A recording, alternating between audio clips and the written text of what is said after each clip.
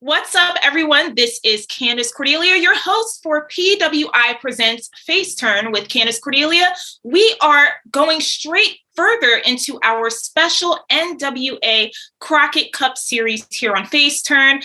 This time around, I am so proud to introduce you both to two wonderful gentlemen, Hawx Aerie. And before we get into hearing more about their story, yep, they're doing that peace sign. I love it. You know, they have accomplished so much, not just in NWA, but in the wrestling world at large. And also, they are actors, stuntmen.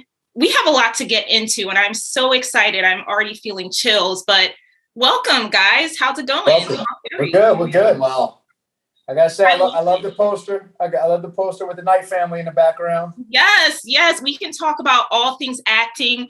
And, you know, you both have a lot of experience in the world of Hollywood, but let's get into pro wrestling first. You know, we have the Crockett Cup series happening, tag team tournament. You both are in it as Hawx Aerie. And just to reiterate, guys, I'm speaking with Luke and PJ Hawx. So, you know, this is really exciting. You're in the original father-son tag team. Yes, this is true. The first to do it, baby. The very first full-time father-son tag team. Also, first father-son tag team champions. We were the ROW Reality of Wrestling Booker T's tag team champions way before anybody else was doing it as a father-son, and we're going to keep on doing it, baby. So, hey, and shout out to the other father-son tag teams that are now following our lead. You know what? This was a question I was going to ask much later, but since you mentioned being the original father-son tag team, are there any other father-son tag teams you would love to get in the ring with? All of them. Like, I do respect all of them. It's just my issue with it is like this was a concept that I came up with many years ago. And early on in my career when like WWE was offering me some coaching spots, like they wanted me to come in and be a coach. I was 36, I think, at the first. No, maybe younger than that. I don't know. Somewhere now. I'm 40 now. But before that, I think I was 33 when there was originally talks about it. But like I knew going forward, like he was getting ready. He was already amateur wrestling in high school. He was going to come out and start pro wrestling as well because I wanted him to finish his high school up before he started his pro training. But I had that aspiration to be a full-time, legit father-son tag team. So that's what I kind of held out for. I was like, I got my Wildcat stuff going on. I want to push Wildcat. I wasn't interested in being like a full-time trainer at that point. I wanted to further my wrestling career because I had so much gas in the tank, and I knew he was getting ready. Like my whole idea was like, I want to get him ready and really make a run as a father-son tag team because at that point it had never been done, you know, like on a major level. You've seen teams do it. You know, you've seen Dusty and Dustin team. You've seen the Armstrongs. You know, it was Brad and Bullet Bob. But like you've seen some father sons have a tag team, but you never seen a run as a father son tag team. It was always kind of like a special attraction. And I said we can be the first tag team in the history of wrestling to have like an actual full run. So and then not long after that, you know, maybe about a year and a half, 2 years after we started, like other people started picking up on it, and then WWE got the idea and they did the Ray and Dominic thing, and obviously Billy and his son did it. Like Billy, you know, they didn't do a full time run, but they did some tagging. You know, they did some matches, which was cool. So, but you know, Kerry and Ricky Morton are doing it now, and we just actually wrestled them. And we didn't wrestle them, but they were in the match. It was in a gauntlet match. Yeah. So we got a little father-son versus father-son in the NWA gauntlet match on one of our episodes. So, like, it was cool, and I really would like to do more of that because we've wrestled the Knight family, the father-son tag team of Ricky and Roy Knight, who are behind you. Bestie and Damien 666. At a Wildcat show, we did a father-son international tag team match, WrestleMania weekend. What WrestleMania was that? I don't know, but the year was 2018. 2018, we did at a WrestleCon Wildcat show. We had an international tag team match, father and son from England, the Knights, father and son from Mexico, Bestie and Damien, versus father and son from America, me and PJ. So that was really, really cool to do. And that was very early on too when we were tagging. So like that, I would love to do more of those style matches because they just so meaningful. Like not everyone has children, but if you do have children or you have someone that you love that's younger than your nephew or someone that you know, like you're a father figure to or inspiration to, you know what it's like to do those things with that person and have that care. And it's not just doing it with your buddy, it's doing it with someone. Your emotions change because you're worried about them. You're legit like worried. You're going, oh my God, like this is happening to someone that you're supposed to, your natural instinct is to protect your child. And sometimes you got to step back and let your child fend for themselves. So it's a really deep, meaningful match when it happens. What are some of the other hurdles that you've both had to come to terms with being a father-son tag team? I don't think we overcame a lot of hurdles, but I know, especially for me, I had expectations for myself because I know how hard of a worker my dad is. And again, I learned a lot of that from amateur wrestling, but I just wanted to come in, swinging for the fences. I didn't want to come in and be disappointing. And also, not just doing it because, okay, this is my dad does. I just kind of want to do it. No, I love professional wrestling and I put my heart and soul into it. I work very hard for it. I'm still learning. And I knew as long as I did that, everything would be okay. But that was my biggest, thing coming into the wrestling world. And I think that I've done it and I'm still, still doing it. So you can always get better. And I feel like I'm doing that and just trying to be the best version of myself and as a team, the best version of ourselves as we can be. And I think we have the typical hurdles of like what you think a father or son would have, right? Like he's a man, so he wants to do his own things.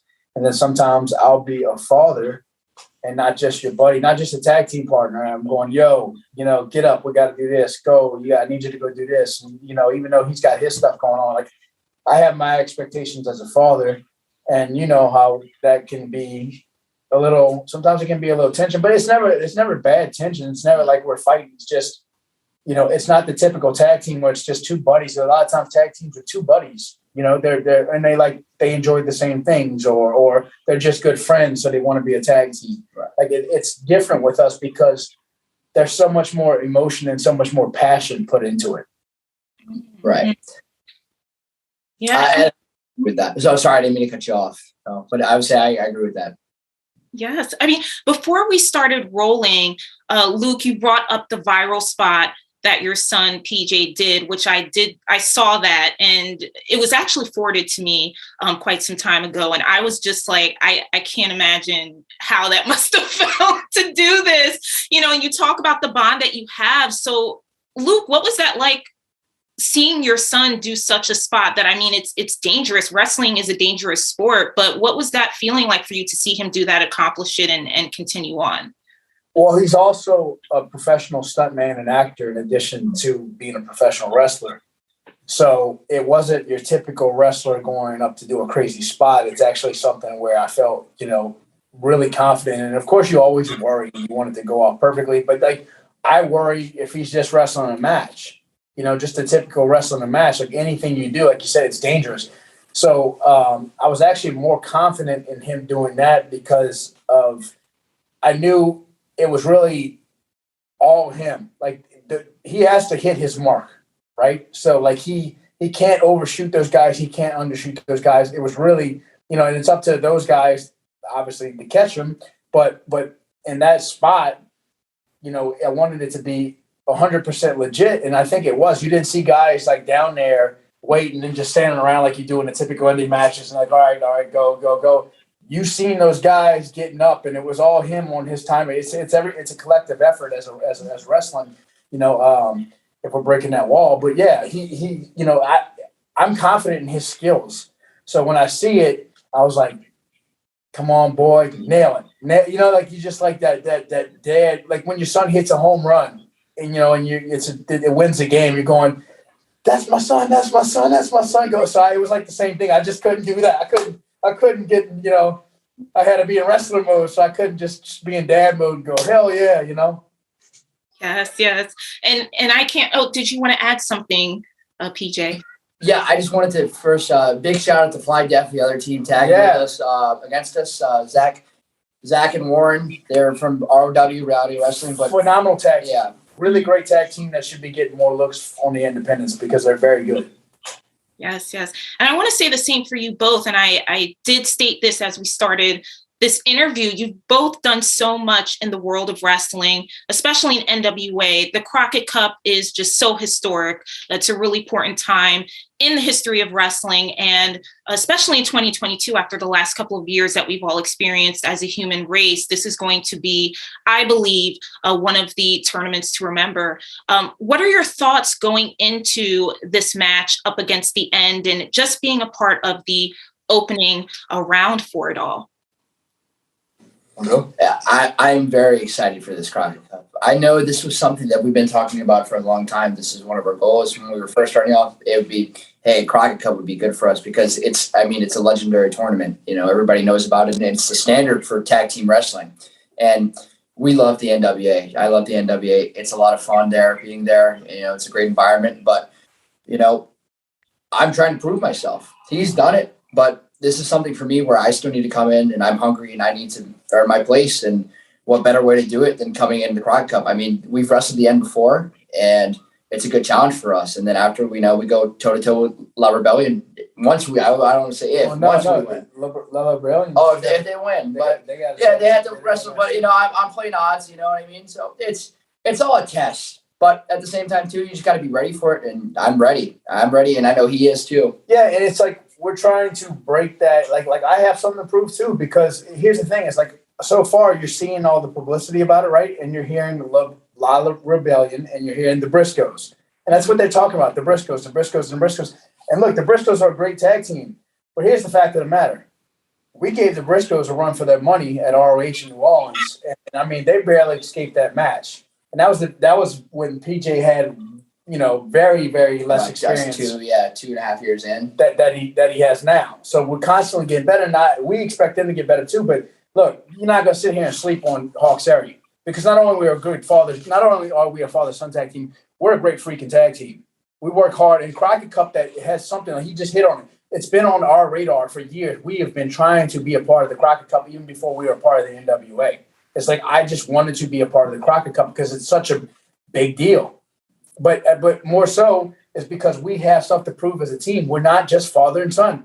We are one of the best tag teams on the scene today, on the wrestling scene. We just are not getting the publicity in the wrestling world that some of the other teams are, because we weren't ROH. Again, I've touched on this before with you guys. PWI, unfortunately, doesn't pick up a lot of things we do. And I don't know if that's because we're in the South and we're in New Orleans, so there's not as many eyes on it. But there's eyes on us because we're drawing thousands of people per show. Our merch sells like wildfire. The things we do in the Hollywood industry is crazy, right? We do some phenomenal things, and we do everything together as a father-son tag team.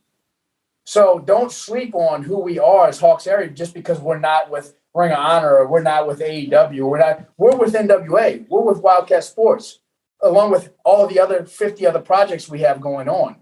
So just because we can't go out and hit, Joe Blow Indy in Idaho and wrestle in front of, 50, 100 people doesn't make us any less valuable than these other tag teams. We're doing some amazing things, as you touched on, and we're coming to Crockett Cup to show who we are, to prove who we are, and to be the best goddamn tag team that we can be. And I agree with that 100%. And I've translated this from amateur wrestling. You always respect your opponent, but seeds never matter. First seeds can lose at any time, and we're hungry. We're coming, and we're going to be bracket busters. We're going to go to the finals. I do want to say to you both, I spoke with La Rebellion not too long ago, and they praised you so much, which was really nice to hear, because they're also, competitors coming into this tournament, and they're hungry for it as well. And to hear them give you guys so much props, that was really awesome. So I just want to let you know that, because you have a lot of fans, as you said, you have people that are really rooting for you both to, take over this whole tournament. We're looking forward to it. No matter who we wrestle in it, there's some great tag teams. And shout out to the new tag teams that just got announced, too, because there's several other tag teams that just got announced. I know the Heat Seekers are one, and they're really popular in that area. It's just good to see some other people get some love, not your typical, you're not seeing the same guys that you always see. Yeah. It's good to see those, too. But let's see some new talent come in. Let's give some other guys some opportunities as well. Yeah. Mm-hmm. And like you said, this is all about tag team wrestling, which is great. Sometimes, tag team wrestling doesn't get the love it deserves, and it's great. A good singles match is great, triple threat, whatever you want to say, but tag team wrestling is special when done right. And this is, like I said, it's going to be a phenomenal tournament. Yeah, we're going to crank it up. We're going to crank up the heat. Yes, we can't wait to see it. We also can't wait to see what you all have in store in Hollywood, because I want to talk about your acting, stunt work. Yeah. I was looking at both of your IMDb pages and I was just blown away by the experience. And it's great that you're both on this journey, not just in wrestling, but in acting and stunt coordination together. So let's start with you, Luke, because you're doing some awesome things. Both of you are doing great things for Heels, which is a show that I love. I just saw a photo that you put up on Twitter with Stephen Amell, I was like, I love this. I love everything about it. I love what you're both doing. So talk to me about how that started, getting work with Heels as a coordinator, and what that's been like for you specifically. So at work, I'm sleeping about 4 hours a night and stressed, ready to jump off a bridge. But no, it's a lot of work, man. People don't realize how much work it actually involves. So I've been in the film world. I've been in wrestling 23 years. I started in 1999. I started in film in 2006. So I worked my way up the ladder. Obviously, I took a lot of classes, went to a stunt school, a lot of acting classes and things of that nature. Just put a lot of effort into what I wanted to do with it. And it transitioned really well for me. I was fortunate enough to really blast off in the film world after many years of work, just like wrestling. It wasn't like I just came in and I was somebody's friend and they said, "Oh, I like you. Let me give you an opportunity." That's what most people think. That's not how it happened. I just studied it. I studied and I had a passion for film as well as I do for wrestling and working out. So I don't just know stunts. I don't just know acting. I know camera work. I know camera angles. I know all these things. I know behind the scenes. I stunt coordinate. I fight coordinate. I do these different things. So when the Heels project came up, everybody that was involved in it, was pretty much like, hey, Luke's this guy that has all these abilities.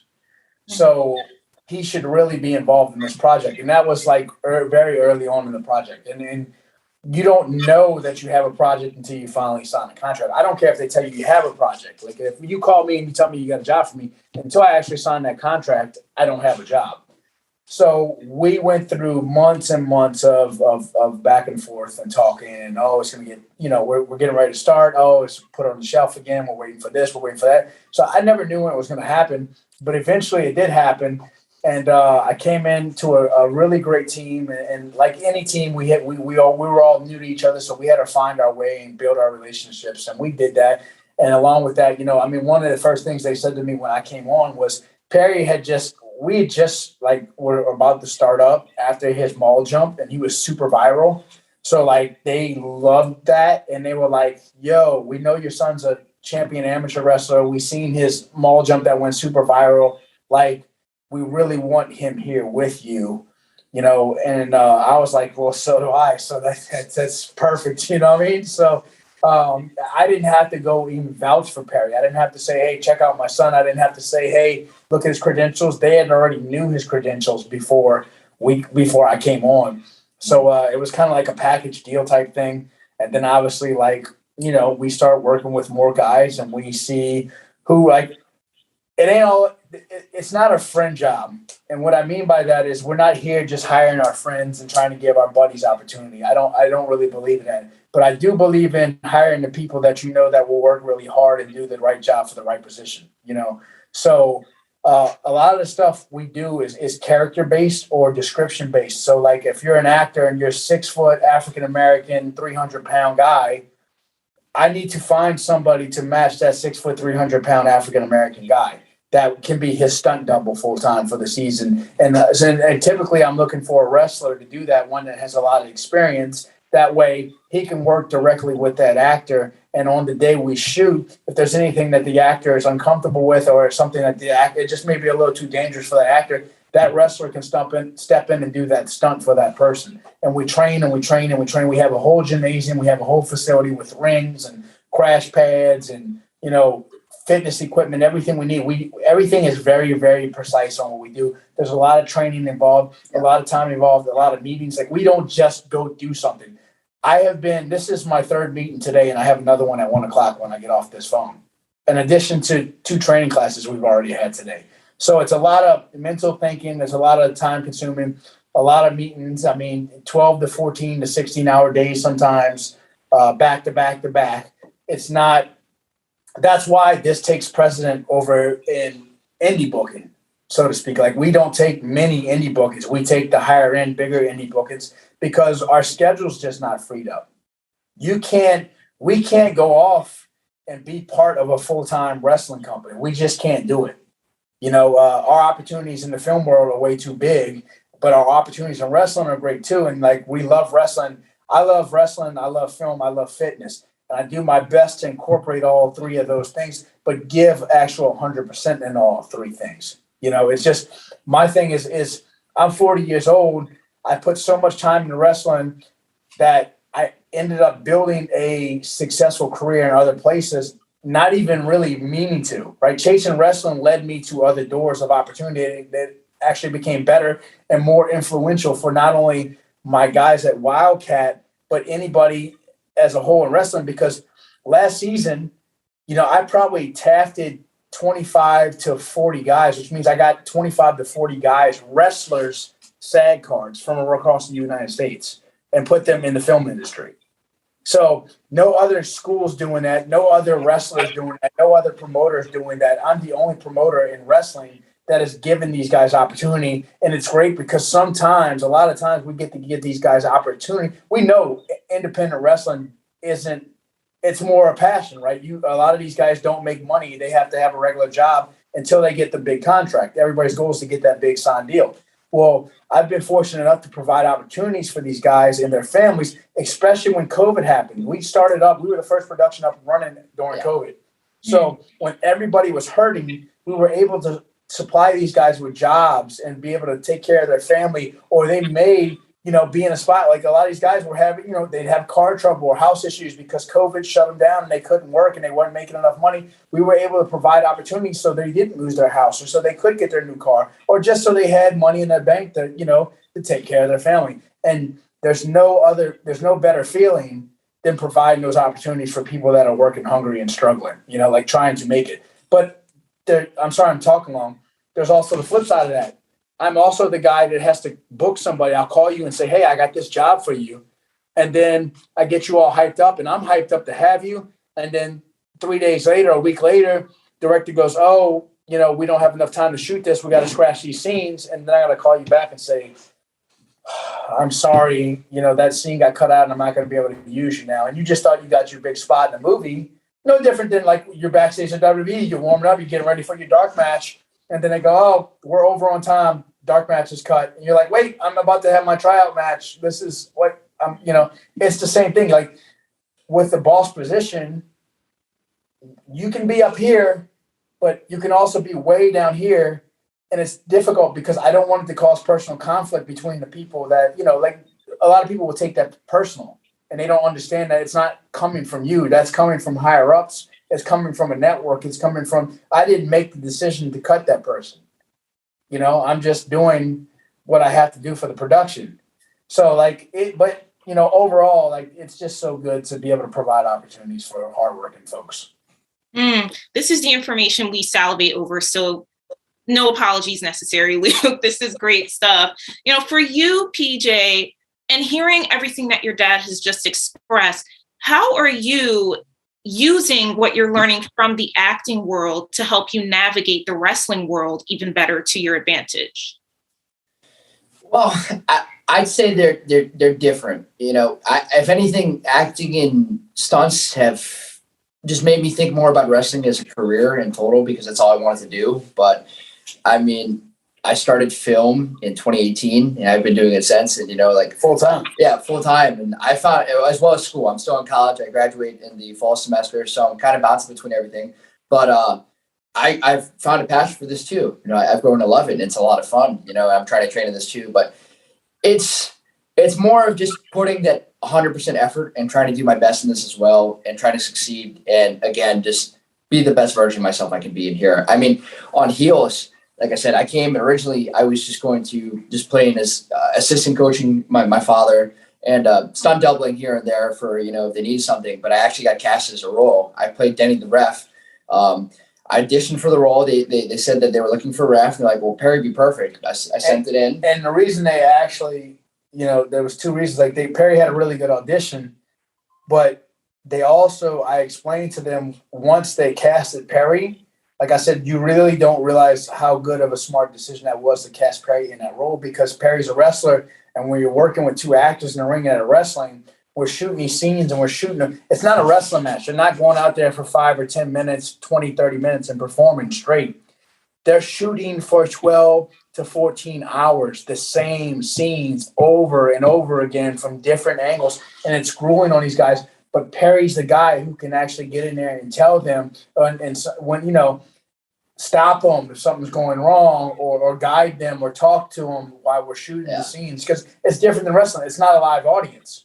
It's television. But in real life, that's what a ref does. Right. That's what a ref does. Hey, you got 10 minutes left. 10 minutes left. Hey, go to this corner, do this kind of stuff. Like I can help guide the actors. So it's cool because it's a role. So I'm gaining experience as an actor, but also that's why I love Heels. You see the project, we put a lot of passion into it, and it's a great show, both in terms of writing and also action.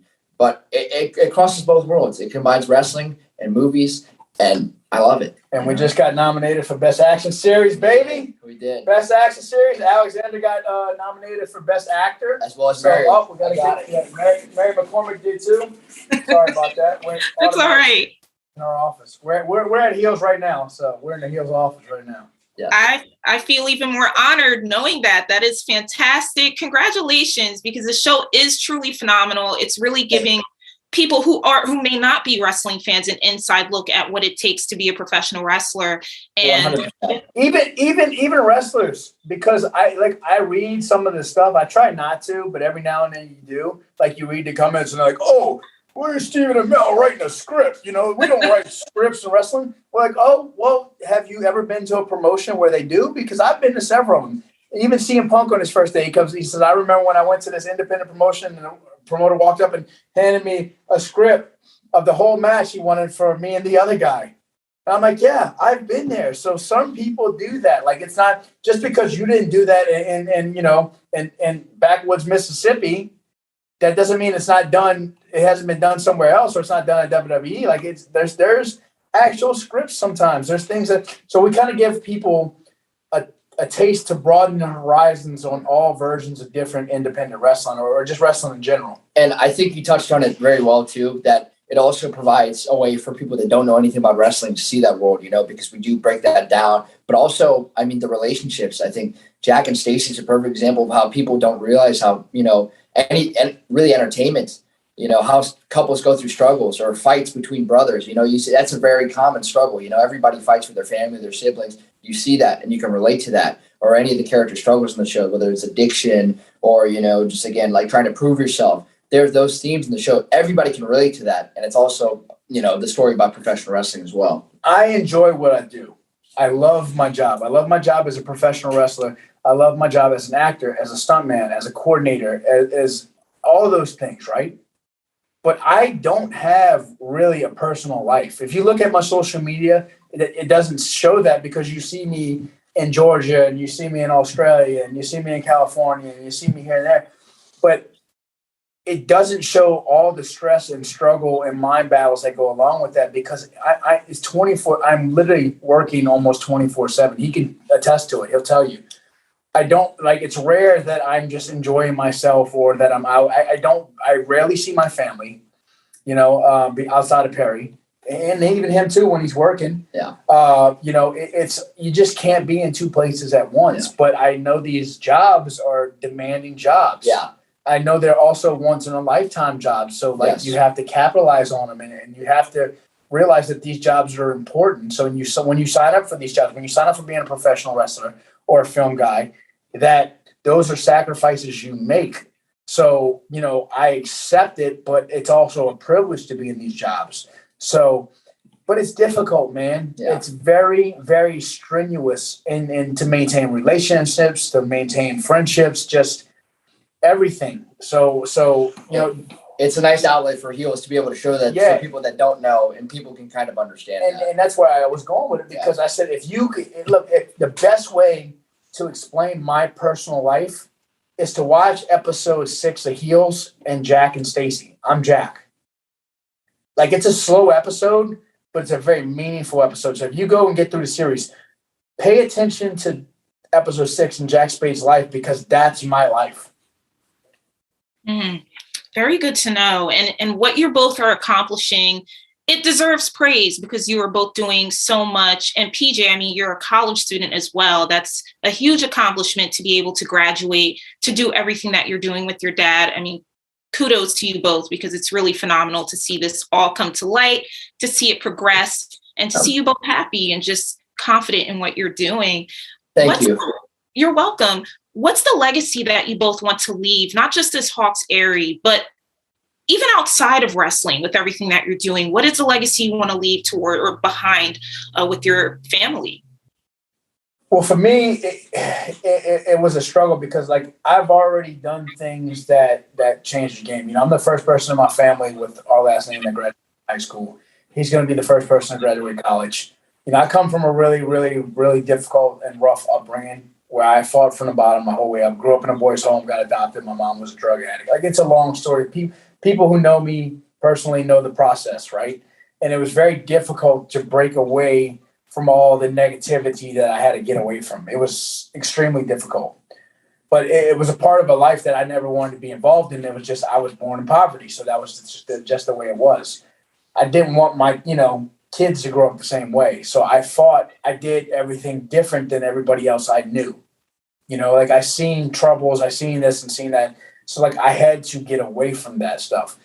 So I focused on becoming a better person and being better than what I grew up around, and doing right and not doing wrong, and showing that in my children as well, but as in those around me as well, like hard work, because I get a lot of heat for this, and I get called an a-hole because I have specific demands. If you're training with us, I have demands. There's no corner cutting. There's no, oh, we're buddies. There's no, I'm going to come pat you on your back and be nice to you, because I think people should just be nice to each other.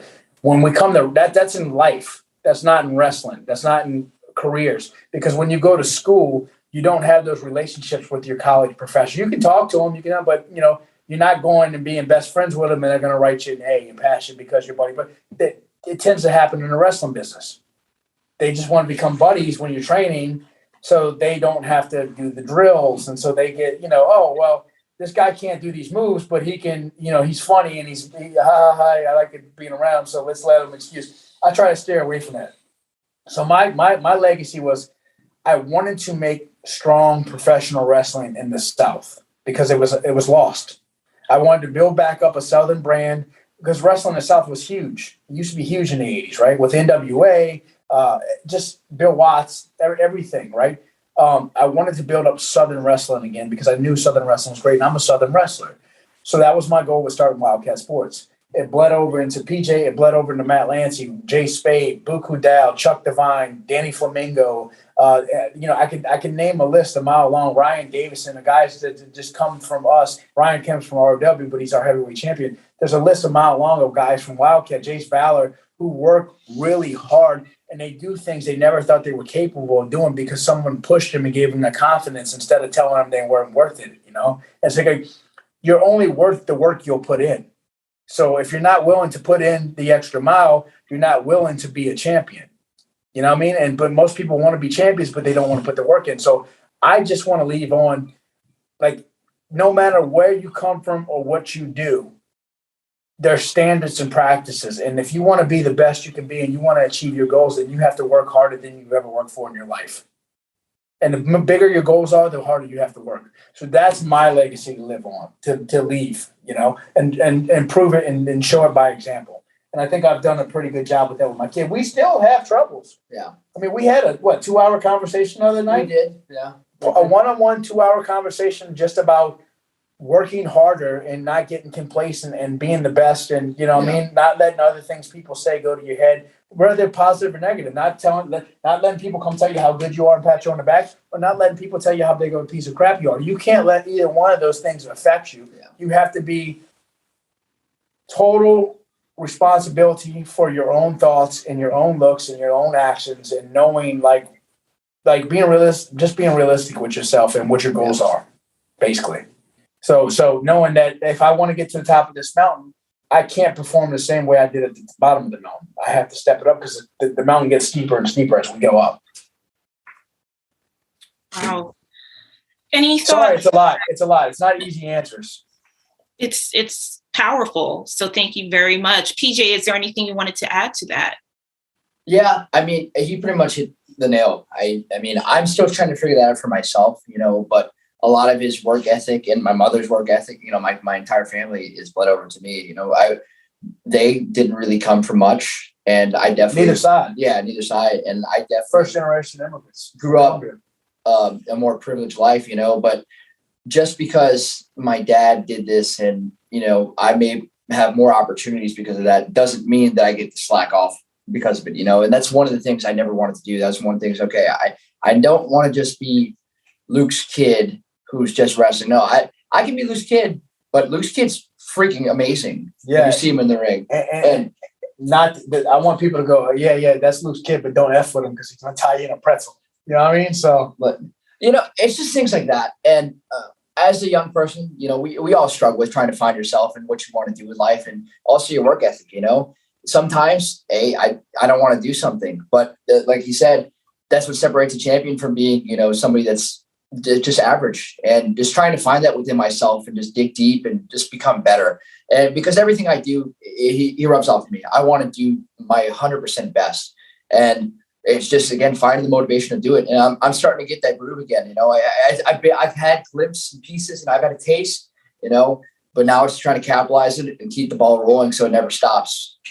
Mm-hmm. Yeah, he knows. It's like we get somewhere, right? And you have to work harder. Like in WA, for instance, right? You get, everybody wants to get a contract. Everybody wants to get to a certain promotion, but they don't realize that once you get there, you can't slack off. No, never. You got to work harder because you got to outperform. You got to, there's someone that's coming up for that spot. Yeah, everybody wants to be there. Everybody wants to be there. No matter if they have to lie, cheat, steal, or outwork you, like they want to be there. So they're going to do whatever it takes. So you got to be prepared at all, times to just be the best that you can be. So you can never go, I lost this job because I wasn't doing what I should have been doing.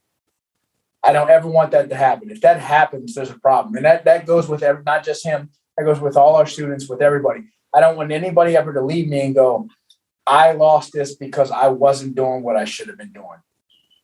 It needs to be politics, not right, right place, wrong time, whatever the hell it is. It just can't be because you wasn't prepared or you didn't have the knowledge. Like you have to have that ability to be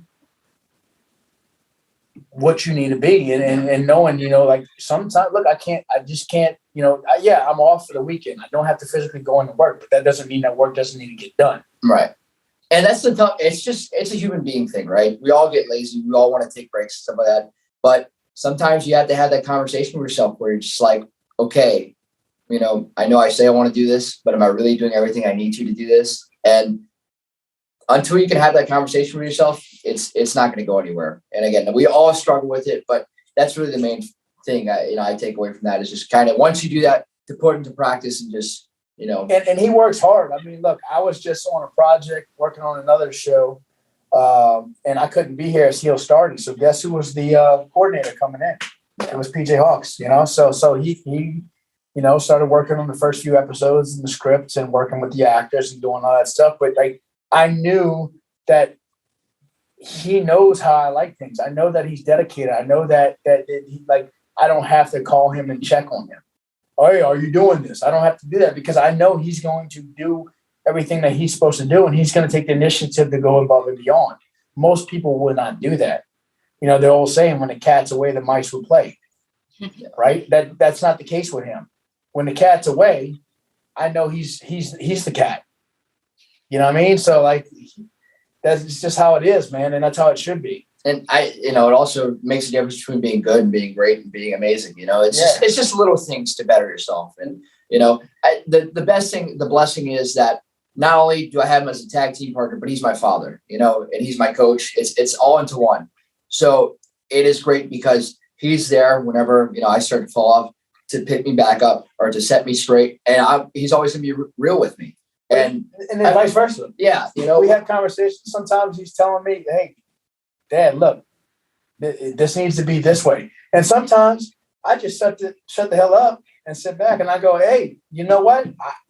I maybe I'm not thinking right. Okay, let's do what you want to do. And that is the true blessing of being able to work with my father. I mean, we're there for each other, but we also aren't sugarcoating each other too. We'll tell it how it is because we want the best product and the best versions of ourselves to be out there. And, we're going to get it done. Mm-hmm. My last question for you both is, with everything you've accomplished and are accomplishing this year, I mean, the year is still young. You have Heels, you have a graduation coming up. We have the Crockett Cup coming up. You got Wildcats. There's so much happening. What is next for Hawx Aerie? I think maybe try and get included in the PWI 500 for once in our lives. I'm joking. I'm just, it's recognition for us. I think we're working really hard and we're doing some really amazing things, and just getting the recognition that we feel that we've worked for and we deserve. Not the recognition just because we're somebody's buddy or because this internet reporter decided to write about us. Like, I want people to realize what we are doing and how well we are doing it and how hard we work and what we come from, right? Because I think our story definitely inspires others. It wasn't easy to get here. There's so much adversity that I personally had to fight through to work my way up the ranks and get to these jobs. And it's always, it weighs on you. It weighs on you because you don't understand. If you go, I'm working, I'm doing this, and I'm staying by the book and I'm outworking these guys. I'm doing this. Why aren't we getting that love that we deserve? It's not because we aren't connecting with people, because wherever we go, once people see us, they make that connection with us. It's just getting seen, right? So I want to put Hawx Aerie and Wildcat Sports again at the top of the list because I have so many good wrestlers in Wildcat. Again, Matt Lancey, Jay Spade. Jay's a perfect example. I mean, at NWA, this is his first tapings, and so many eyes already on him. I mean, he just won the #1 contendership for the TV for the junior heavyweight championship. Sorry, yeah, Wildcard Jay Spade, and that was his first time at the tapings too. His first time at the tapings. They loved what they seen with Jay Spade, but it's just like it was so hard to get Jay Spade on the platform. And he's been wrestling how many years? Almost 10 years, and he's extremely good, phenomenal, great shape. Everything is just like nobody outside the South pays attention to what's going on in the South. And we're trying to break that stigma because we have so many amazing performers that aren't getting the opportunities because we're not in Philadelphia or we're not in Los Angeles. And we're trying to, now they're getting opportunities in the film world and they're making money and they're making livings, and they're probably making livings better than the guys that are on the independents. But that's not a shot. It's just saying, hey, these guys deserve to have some spotlight on them, including us, like positive spotlight, because we're doing so many amazing things. He is, my peers are, my team is, the Wildcat guys are. Again, we had a show that drew 2,400 people. 2,200 of those were paid. We gave away about 200 comps because we do, I give away tickets to our boys' homes, our local boys' homes, because I grew up in a boys' home, so I want those kids to have those experiences. Special needs schools. There's several special needs schools that we take in all those for live events, and we give comp tickets to those because we want our community to have a good time. But out of those, 2,200 tickets were bought. So why is that not made a bigger deal than what it is, especially in the independent, community, the rest community scene, with magazines and with press. Like, that's all. We just want our love, man. We want our love for the work we put in. And for our guys too, you know what I mean? Because I know we have a lot of. By we, I mean all of us. Yeah. I mean all of us, because it's just a bunch of hard workers, good people who take care not only ourselves, but we take care of everybody else too. We do our best to make everybody feel included, and for that's those that are actually putting in the work, those that have the same goals in mind and are not afraid to work. And I'm sorry I'm going on the rant again. It's just I'm a big man of hard work. Mm-hmm, mm-hmm. On behalf of PWI thank you so much for taking the time out to speak with me, and also for everything that you do inside and outside of the wrestling community. And I will make sure on my end that we can put more of a spotlight on you both. It's well-deserved. You've done a lot and you continue to do a lot. And we are so excited to see what happens at the Crockett Cup and to see you both shine in that spotlight. So congratulations. Thank you for interviewing us. Thank you so much. It was a ton of fun. Yeah, we look forward to being in the Crockett Cup too. Only 3 weeks away. 3 weeks away. Yes. Thank you both. That's March 19th and 20th, NWA Crockett Cup Tournament 2022. We cannot wait to see what Nashville, Tennessee, live on pay-per-view on Fight TV, right? And NWA. So you can head over to the NWA page at NWA on everything. If you want to look us up, at Luke Hawx 504 on all social media. PJ_Hawx for me. And if you want to check out Wildcat Sports, it's Wildcat Sports, Wildcat with a K. That's it, at Wildcat Sports. And we've got a ton of free content up on our YouTube page. So every week we add more matches. So like a ton of free content on the Wildcat Sports YouTube page.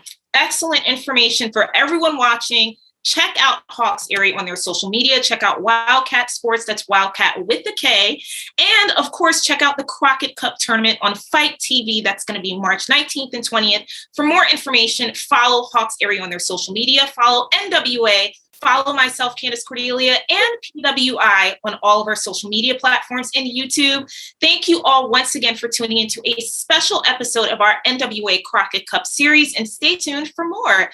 Until next time, I'll see you later.